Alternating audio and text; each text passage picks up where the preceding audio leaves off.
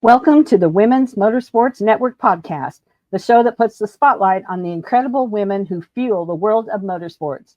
From drivers to crew members, engineers to fans, and everyone in between, we're here to celebrate the trailblazers, dreamers, and doers shaping the sport we love. Each episode, we share inspiring stories of females of all ages from every corner of the motorsports universe, past, present, and future.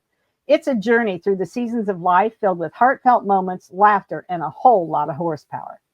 So, whether you're a lifelong fan, a racer yourself, or simply curious about the extraordinary women behind the wheel, settle in, relax, and enjoy a fun and uplifting ride with us.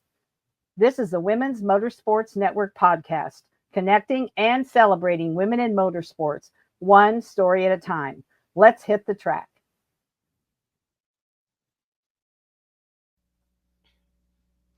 Hello, everyone. This is Melinda Russell with the Women's Motorsports Network podcast. And my guest today is Kristin Shaw. She's coming to us all the way from Texas. So, Kristin, first, I want to welcome you to the show. And would you share a little bit about yourself? Sure. I am a resident of Austin, Texas. I've lived here for about 16 years with my husband and our 15-year-old son. And I am an automotive journalist. I'm a freelance writer. So I write for lots of different outlets like Popular Science, Edmunds, US News, Forbes, Road and Track. It's a dream job. It's a dream job. Was that what did you always want to be a writer? Always. Okay. All right. We'll get into that a little bit more as we talk. So, first of all, how did you get interested then in the automotive side, the motorsports side of writing? Well, growing up, I always loved cars because my parents took my sister and I to car shows all the time. So lots and lots of classic cars, and I was fascinated by cars. I think they're rolling pieces of art, especially the pre-war, but I also have a soft spot for 57 to 59 Chevys. Okay. And Corvettes. My dad had a Corvette before I was born, and he always talked about this Corvette like it was a unicorn. And so, cars were always a big part of our lives. And I grew up 3 hours from Detroit in Elkhart, Indiana, the RV capital of the world. Yes. So it wasn't motorsports that got me interested first. It was cars, and I've always loved cars. I didn't really get into the motorsport side until 2021. Actually, it was like 2020, I think. I'd heard of the Rebel Rally. It's an 8-day all-female off-road race, as you know. Yeah. And I covered it in 2021 as a journalist. And I thought, this is nuts. I don't know if I could do this. I and know. Then my friend Jill Simonello reached out and said, hey, do you want to compete in the Rebel Rally? And I thought, all right, I'll give it a try. So the first time I competed in motorsports, I was 50. Wow. And what a way to start. Because Indeed. I'm telling you, when I hear those ladies talk about those rallies, and that one wrong move and you're way off track. And I don't want to be responsible for my team being off track, and I sure don't want to be the driver for one of those. So I would be more inclined to cover it and just ride along with somebody than to compete in it. So wow. And you were 50 years old. I give you lots of applause for that, for sure. Well, when I do career fair stuff for kids, I always tell them you can reinvent yourself over and over again. It's never too late to try something new. Isn't that the truth? And you never know where you're going to land. Like, I look back at when I was in high school, we had a co-op type thing where if you were a good student and that, you could work part of the day during your senior year. So I worked at the county newspaper. And it just happened that I took that job because I was an excellent typist and I could, I was a writer, kind of a two at the time. So anyway, I did that, and then looked down the road 30 years later, not even 30 years, probably 20 years later, and I owned a weekly newspaper. Now, who would have ever thought? I would have never dreamed that was going to happen. and now here I am 30 more years later, 40 more years later, and I'm telling stories of women in motorsports. You just don't know where your life path is going to take you. You never know. You got to be open to the possibilities. And I love what you do. I love that you're highlighting women in motorsports because there's still a lot that we don't know, and a lot of women that are unsung heroes. Hmm. Yeah, that's so true for sure. So let's go back to how did you know you wanted to be a writer? When did that start? Oh my gosh. I started keeping a journal when I was 14, and I kept it for years and years, well into my 30s. And then I started, stopped writing it and put it on my computer and started doing different things. But my mom and dad always believed in me. I had teachers who believed in me. I was the yearbook editor, so I always found a way back to writing. And I majored in communications. I ended up spending 20 years on the corporate side in tech and telecom and aviation tech, doing PR and marketing. And then after my son was born, I didn't want to travel around the world anymore for a while. I needed to be home with him. So that's when I started freelancing in 2013, and I never looked back. It was the best move I ever made. Uh-huh. Yeah, because you kind of make your own hours and be there when he needs you to be there, and you can still enjoy what you're doing, Yep. what your passion is for sure. So Yeah, and what I are started, one piece at a time. That's how uh-huh. you have to do it. Right. So what are some things that you've written about that come to mind? Well, I like to tell the story of my first review because it's a little funny. I was blogging on the parenting side, really. I started a blog in 2011, and just to have a place to put my words. And then one of my posts got picked up by the Huffington Post, and then I joined the Today Show parenting team and was writing, but I really wanted to write about cars.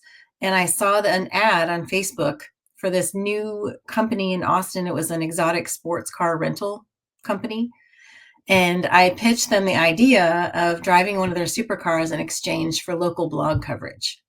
So they agreed. And my very first review was a Ferrari F430. Wow. Wow. So from there, I found Scotty Reese from A Girl's Guide to Cars, and I started writing for her. She gave me a chance. And then my very first press event was in 2016. I think it was for the Dodge Challenger all-wheel drive. So I was up Okay. at this driving school in the snow in New Hampshire. Okay. Wow. So again, one step leads to the next, doesn't it? It does, and from there I was able to just keep on building, and I kept pitching my favorite magazines, and then I got a job at the Drive as the weekend editor, which opened up a lot of opportunities for me because I got a ton of experience there.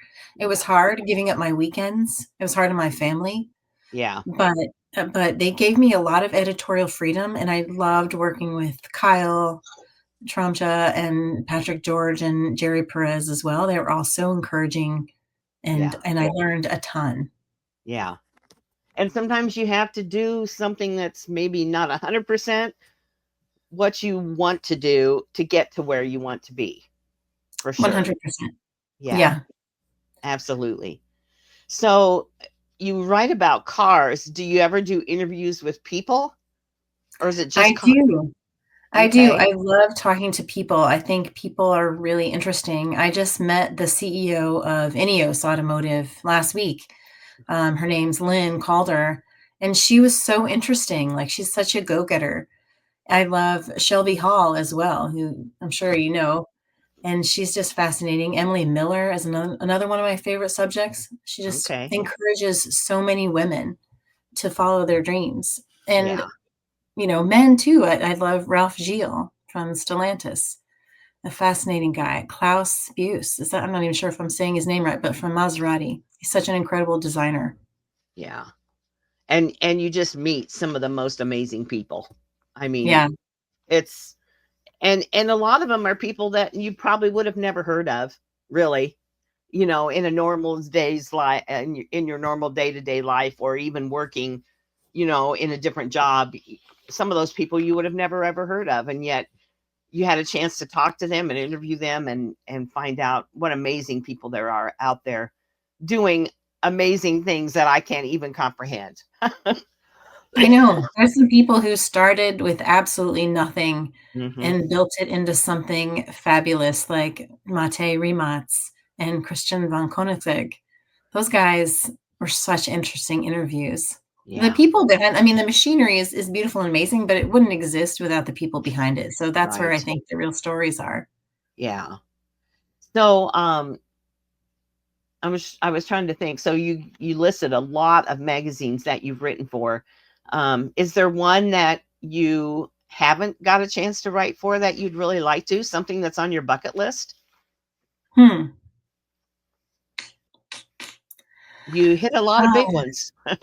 yeah, I can't think of one off the top of my head. I'm Okay. writing for some of my favorite publications. My next goal is to have a column. There used to be a column in Oh USA yeah. Today called I forget what it was called, but I think his name was Craig Wilson, and he wrote about, driving road trips, different places around the country. It was very much a like a Uh-huh. slice of life kind of column, and that's what I'm aiming for next. Okay. Is your son, how old did you say your son was? He's 15. Okay, so you got a few years yet, not many, till he's out of high school, I to know. where you could maybe go on the road a little bit more. And that sounds like a fun job to be able to just take out and go on the road and write about what you see and interview the people you meet. I just think that sounds like a really fun kind of job. Yeah, I mean, even in my job now, I get to go to some pretty incredible places. I was in Aspen last week. I'm going to be at Design Week in Milan in a couple weeks. I'm going to Le Mans this year for the first time ever. Oh, I'm jealous. Yeah. I am so excited to see new things and experience Uh-huh. new things. I just really, really want to pinch myself. Yeah. And then to be able to come, to write about them and share them with people who don't have a chance to go. It's like, you're bringing that part of the world to them. So that's got to be a fulfilling, thing for you as well. Yeah, it really is. And in the last month, I've done 2 career days for the middle school and the high school. And it's so cool to see the kids' eyes open wide when they find out what I do. And sometimes their translations of what I do is really funny. They're like, "Oh, I want a job where I can drive $1 million car around." I'm like, "Well, that's not really the whole job, but Yeah. Yeah. that's a nice side benefit." It's a perk. Let's just call that It's a a perk. perk.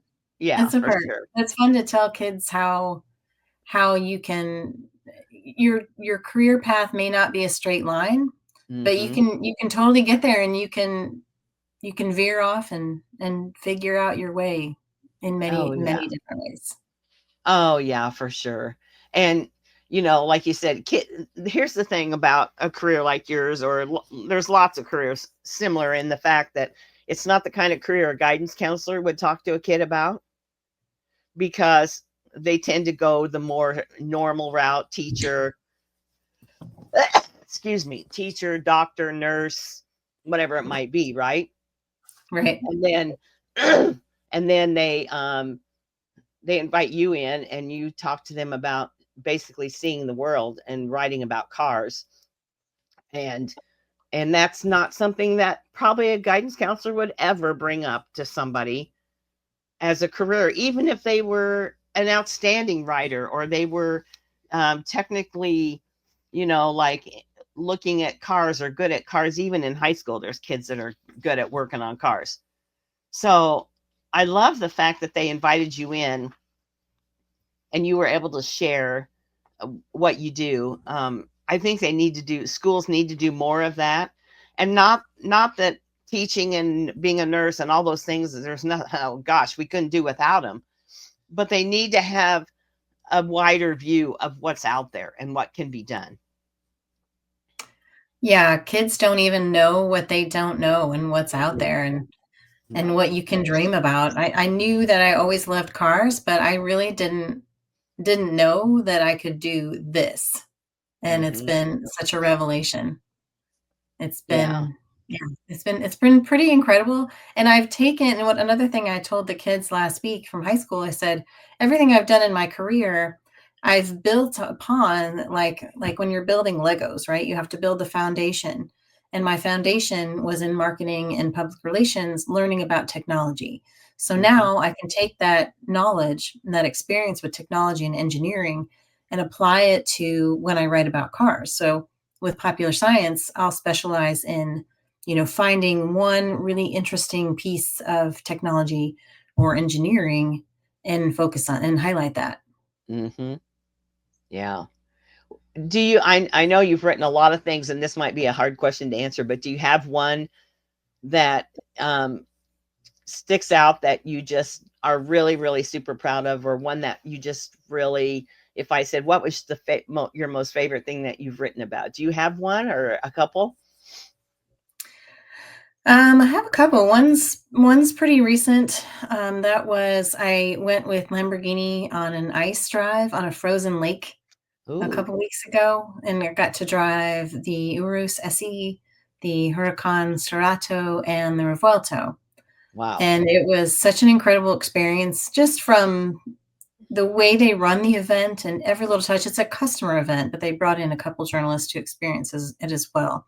So it was so cool, and it was fun to try to find all the adjectives for the snow, for the Uh-huh. experience, for what it's like to drive on studded tires, to how they do the studded tires and everything you learn about that. So that's one thing. And then the other thing that I really enjoyed writing about was 2 years ago, I brought or I arranged for a press vehicle to be delivered to my parents' condo in Florida, and it was a brand new Corvette. Oh, And so I called my mom and dad outside, and I said, "You have to come see this." And it was a new Corvette. It was what was the color called? I don't know. It was like a deep red mist. That's what it is. And my dad had a 66 Corvette before I was born. And he's always been a huge Corvette guy, and my mom too. So it was really amazing to mhm. hand him the keys and let him drive it with me. And then I wrote about what that experience was like, talking to my dad about the history of Corvette and what it felt like to him to drive a Corvette after so many years. That had to be a very special story. Yeah, it was so special. It's still kind of giving me chills just to have the Uh-huh. experience Yeah. with my dad. Yeah, for sure. That's very cool. So, those stories that you wrote, where would I go to be able to read those? Because you write for so The many different places. the Lamborghini one I wrote about for Popular Science, Okay. and the one about my dad and the Corvette is on the Drive. Okay. All right. So, Popular Science, obviously, well-known magazine. The Drive is something that most people would know about.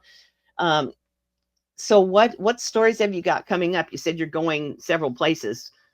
Um, how far out do you know? Like, I'm going to Milan or I'm going here or there, and what you're going to be writing about. Well, let's see. I was invited to Milan, I think maybe at the beginning of January or maybe even December. It was quite a while ago. So I know that's coming up. I was just invited to Le Mans last week, and that's in June. So I Hmm. think I've got up to June booked right now. Okay. And then I'm also taking my son to a teen driving solutions course in Virginia at the end of May. And that's like a 2-day intensive driving course to teach teens about defensive driving. And I Oh, think he'll get a lot out of that because they just don't learn enough no, in driver's ed. they And so don't. I highly recommend any parent with a teen take your kid to either the Put on the Brakes program or Tire Rack Street Survival, Ford Drive Skills for Life, or Teen Driving Solutions. They're so Yeah. good. Now, where will that be in Virginia? Is that at like a racetrack, a road course, or what will it be? Yeah, it's at the VIR. I figured. Yeah. I just Yeah, we're interviewed really excited. Connie Nyholm. I just interviewed her maybe a month or so ago. She's on the podcast, and what an amazing story about that track. And I haven't been there. It is on my bucket list. I haven't been there, but everything I've heard about it, it's just beautiful. So have you been there before? I never have, and I'm really excited for him to Yeah. experience it. My son is not super into cars. He's really into baseball. The only Okay. car he really, really loves is a Rolls-Royce Ghost of all Oh, cars. He just okay. fell Well, in love with it, and nothing else has been the same. But I'm about to get a McLaren 750S delivered to me today, so maybe he'll be swayed by that. yeah, you think? I would think that would do a little bit of swing for sure. Maybe. So when they I know deliver I'm them, doing it. okay, so tell me about that. How does that process work? You're getting this car delivered to you. I'm assuming McLaren wants you to write about it. So Yes. how does that work? They contact you and say, "We want you to write." Tell me how that works. Yeah, I got an email a couple weeks ago from McLaren, someone from McLaren, and she asked if I would like to have a loan for 5 days. And I said, of course, of Yeah. course I would. And so, she told me that she's interested in a story, and we talked a little bit about some of the angles. And I'm really interested in the technology and the lightweight materials that McLaren uses for their cars to make them so fast. Okay.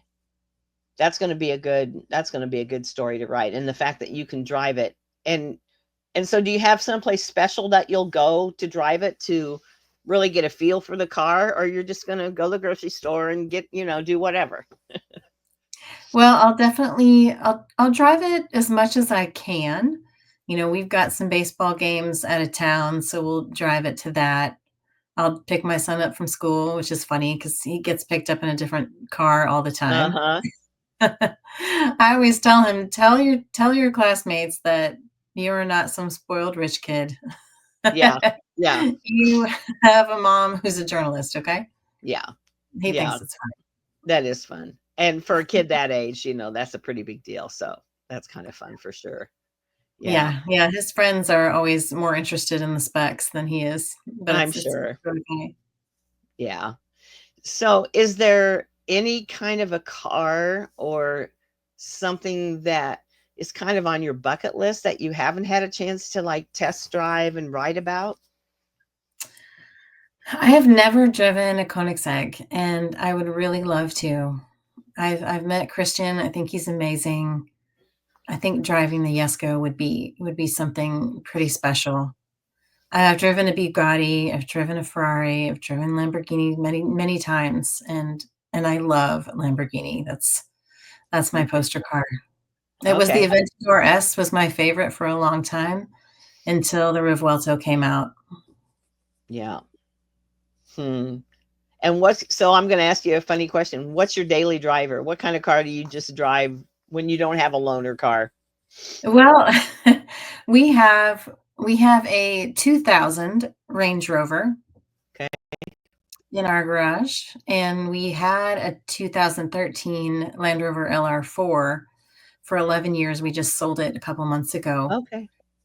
We are driving now. My son has his permit. So we've got a 2017 Nissan Maxima that Okay. we drive with him. And then my husband just bought a brand new Ford F-350 Okay. because his family has a couple thousand acres out in West Texas, and he needed a vehicle to go back and forth to Oh, I both the apologize. ranch. Bless you.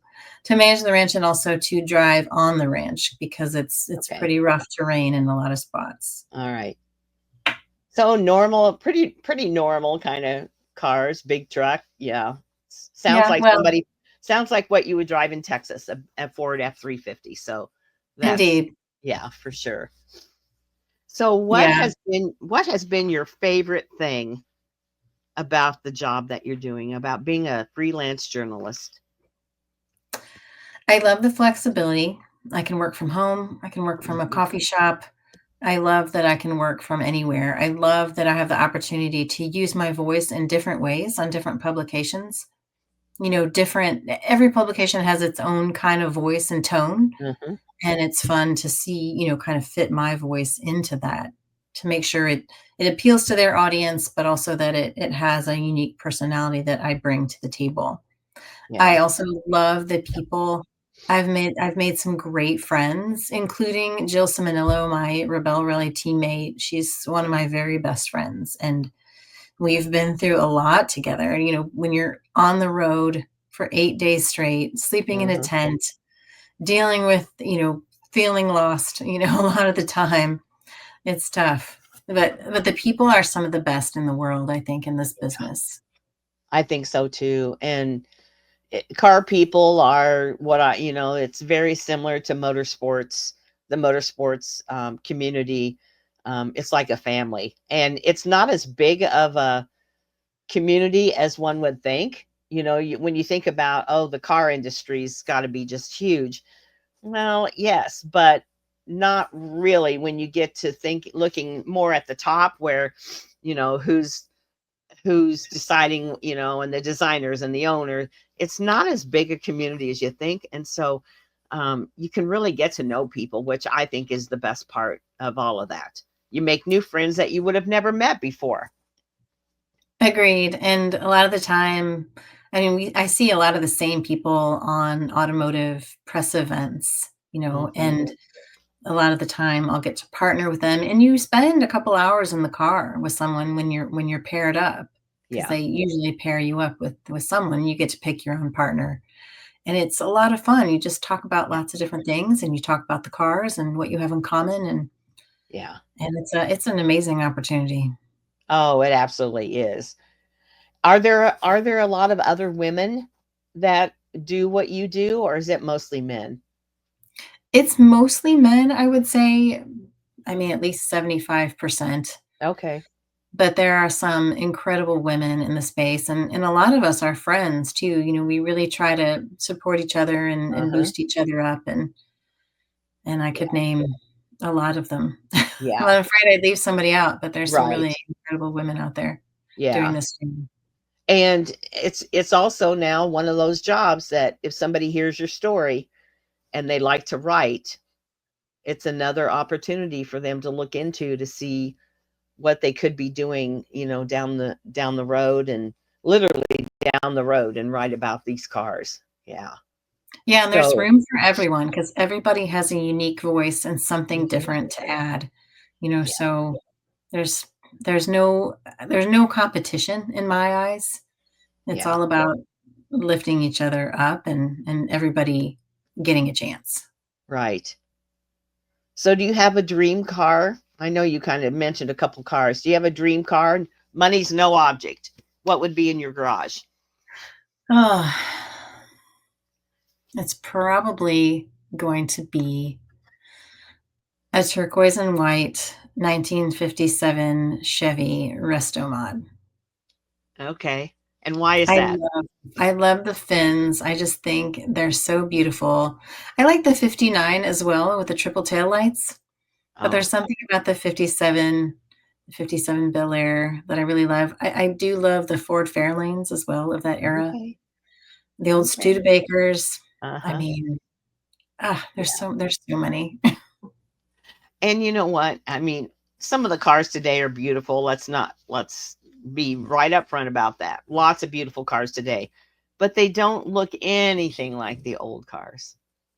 They really No. don't. No, I Mm-mm. mean, there's probably never again gonna be anything like the Delahaye No. or the Isata Frashini or, the Cords, the Duesenbergs. Those Yeah. were those were really special. Yeah. We'll never see those again unless it's in an old movie or something. That's why I Sure. love Pebble Beach Concourse so much, to There see you all those go. again. Yeah, absolutely, for sure. What does your son think about you writing about all these fancy cars? Just, I know you said he loves baseball, so I like hearing that. But then also, does he get kind of what an incredible job this is, or probably not at his age? I think he does because, he's used to it now, it's all Yeah. he's really ever known. Uh-huh. But I think because his friends think it's really cool, he thinks it's cool to an extent. He doesn't love when I travel, so I try to balance it. If he has something important happening at home, then Hmm. I will turn down any trip Yeah. because he's the most important thing in my Right. world.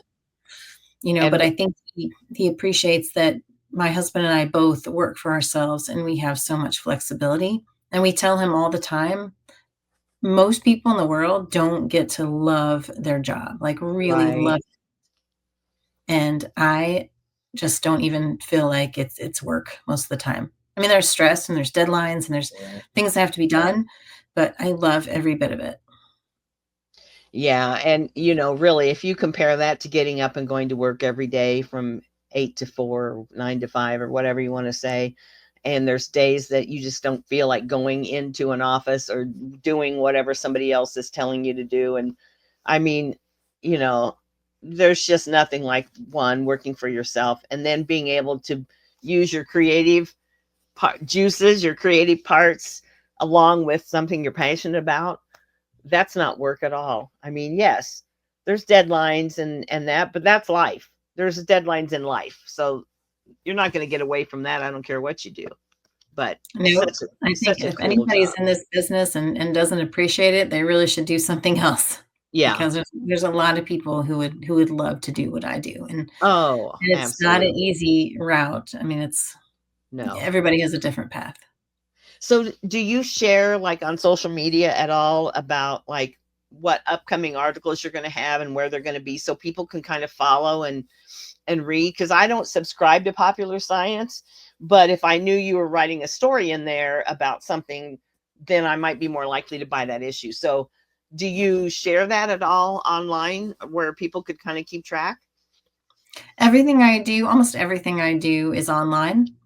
Okay. I don't think Popular Science doesn't even have a print magazine anymore. They Yeah. used to. So I think the last time I had a print article was quite a while ago. Yeah.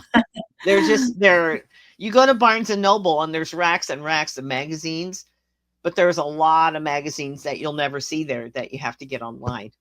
That's for sure. Yeah. Yeah, I do share some pictures of cars that I'm driving on Drive Mode Show on Instagram. That's our Okay. handle. And Drive mode show. yep, Okay. Drive Mode Show. And All that's right. I handle that on Instagram and Facebook. I don't do a ton on social media because I felt like I was trying to do everything. Mm-hmm. I can't do all the social media, all the video, and write and do it well. Right. So I do social media when I can. Yeah. Okay. All right. Sounds like a plan. Is there anything I haven't talked to you about, Kristen, or ask you about that? Because this is a very unique career. Is there anything that you'd like to share that we haven't talked about? Um, One piece of advice that a friend of mine gave me several years ago, her name's Amanda McGee. And back when we were blogging about parenting and when I was writing for the Washington Post and the Huffington Post and Today, she said, this is going to sound funny, but she said, let your freak flag fly. And what she meant was be yourself in your writing Uh-huh. because nobody else has a voice like yours. So don't be afraid to embrace the things that make your writing uniquely you. And Yes. I try to remember that a lot because when I'm writing about a car or a person or whatever in my job, I could just write something very straightforward, sentence after sentence after sentence. But I try to remember that it's important for me to put my own spin on it Mm-hmm. with my own kind of words and use language that stands out Yeah. and to not be afraid to embrace that. And that's why you've become successful because it's not like every other article that everybody else writes. You definitely use your own words and those kinds of things. And so, that's part of why you're successful at what you do and in demand and why people loan you McLarens and all kinds of fancy cars. Oh, It's it's it's a it's good a pretty life. awesome part of my life. It sure is. It is for sure. Well, Kristen, I don't have any other questions for you unless you can think of something that I so obviously missed about your story. Gosh, no, I think the Rebel Rally has been such a big part of my story in the last couple of years. Uh-huh. I had no idea how much it would bring to my professional and my personal life. It's taught me a lot about courage and bravery and being humble, Mm-hmm. because I haven't always been patient. You know, some point were you kind of not butt heads necessarily, but you and your partner may be having a really stressful day, Yeah, and Jill and I have worked through that, so learning about that and learning about Emily Miller and just all of these incredible women that she's brought yeah, together yeah. is really it's really been seminal in my career path. Yeah, and that's something that people should Google if they don't know anything about it, especially the women, because that's a very very cool opportunity if you want to try something different and take yourself out of your comfort zone, right? Way out. And they lock up our phones, and we have to lock up our phones and seal them up for 8 days and Uh-huh. rely on paper maps and compasses and latitude, longitude points. I know. It's something not very many people in the world ever try. No, no, not at all, and certainly not me. I would love to ride along and be part of the experience, but I don't want that kind of stress, especially at my age. I want to just, go along and enjoy the ride. So, yeah, Cruise. exactly. Yeah. Well, Yeah. Well, Kristen, thank thank you you. so much for being Thank on. you. I love your story and all the things that you do, and that we can encourage young girls who love to write that, they can be involved with cars and motorsports and any path really that they want to, as a writer. And we need those people for sure. And so thank you for sharing what you do and everything with us today. I really appreciate it. Thank you. It's so nice to see you. That's it for this episode of the Women's Motorsports Network podcast. We hope you've been inspired by the stories I shared today and feel more connected to the amazing community of women in motorsports. Remember, whether you're behind the wheel, in the pits, or cheering from the stands, your story matters. And together, we're driving change and celebrating every milestone. If you enjoyed today's episode, be sure to subscribe, leave us a review, and share it with someone who loves motorsports as much as you do. And don't forget to follow us on Facebook and Instagram for updates, behind the scenes content, and more incredible stories. So until next time, stay inspired, stay connected, and keep racing through life. This is the Women's Motorsports Network podcast, where every woman's story is worth celebrating.